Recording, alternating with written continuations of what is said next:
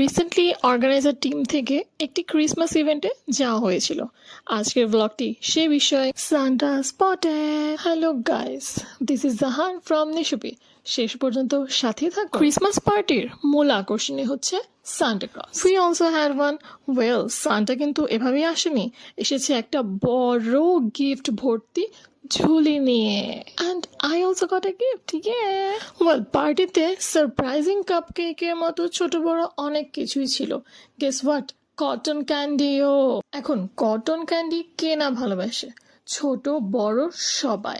And ওখানে আমি এটাও দেখেছি, বড় বড় ভাইয়ারও কটন ক্যান্ডির পিছে পাগল ছিল। কিন্তু আমার ইন্টারেস্ট ছিল এই কালার স্পিনিং মেশিনে, যেখানে কিনা আমার ক্রিয়েটিভিটি যেন একদম উভরায় আসতেছে।